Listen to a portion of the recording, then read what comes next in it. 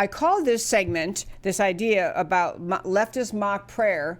You may recall this past Sunday, President Trump had designated as a National Day of Prayer and urging all Americans to be especially prayerful in focusing on the coronavirus and our country's reaction and protection and safety and healing and all the great things that Christian Americans and people of all faiths understand that is part of your prayer, faith in God and trying to move all of us to be prayerfully protecting our country.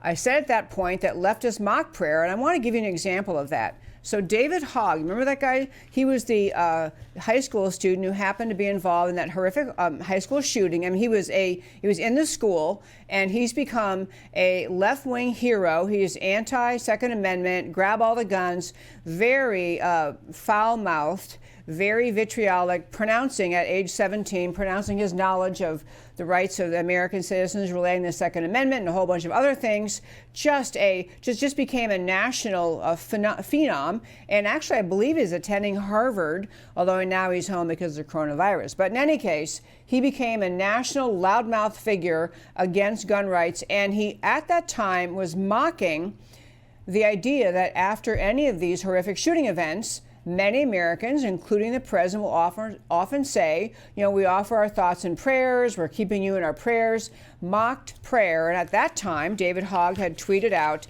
F prayer related to the Second Amendment thing, take their guns away. And he had, in fact, and the gun violence epidemic, he had that tweet out, F prayer.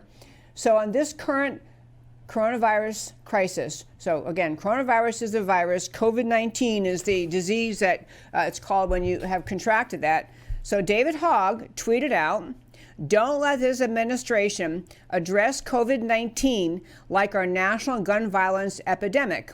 F National Day of Prayer. We need immediate, comprehensive action." Again, advice from a juvenile. He's a college student who is purporting to tell all of America that everything they're doing, that he knows the right answer is he's got this comprehensive action we should take with respect to guns and now with respect to the coronavirus.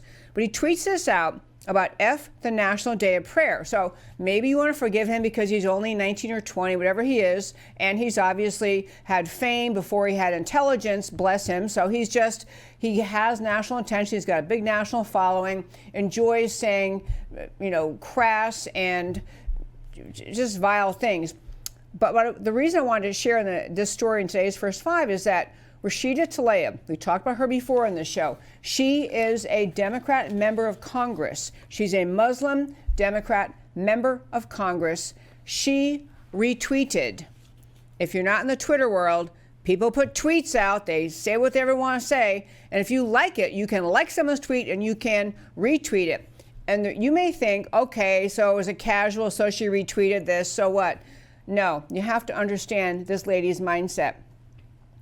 First of all, she's a member of Congress. She knows all sorts of groups in this country, groups that support her, groups that do not like her. Follow her every word, watch what she's doing, follow her tweets. It's a very conscious decision for her to retweet an ugly thing like that coming from another angry leftist, David Hogg, and to retweet it is a signal from her, this is what I think. I'm with this idea. F the National Day of Prayer, retweeted by a Democrat member of Congress. Contrast that with the words out of President Trump's mouth. He has, again, we've been talking about recently on the show, I think we talked about on Tuesday, President Trump has been out there saying, we're going to get through this. He's talking through with Americans all these reasonable steps we should be taking and how we're trying to take care of ourselves and prevent the spread of the coronavirus. He had a great little press conference the last couple of days in which he basically said, one day we'll be standing, possibly up here, and we'll say, well, we won. He's saying to America, we're going to beat this coronavirus thing. His attitude, we're going to say that. Sure, as you're sitting there, we're going to say that. We're going to say America won. I love that President Trump is signaling to the American people the idea, yes, we have a crisis, And we're grown-ups in this country. We have many crises. Countries, people have crises.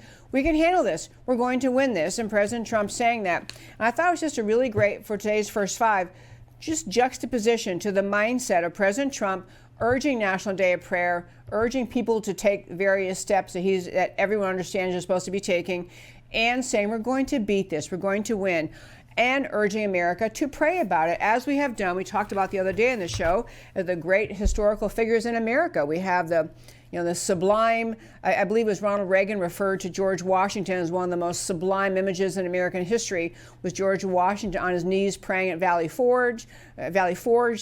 We have then Abraham Lincoln many times talking during the Civil War about the need to be on God's side, not trying to ask, is God on our side, but America has to be on God's side. We have many profound statements by President Reagan about our country's need for prayer, many profound needs that were expressed by FDR, just urging America to turn to prayer as we launched into World War II.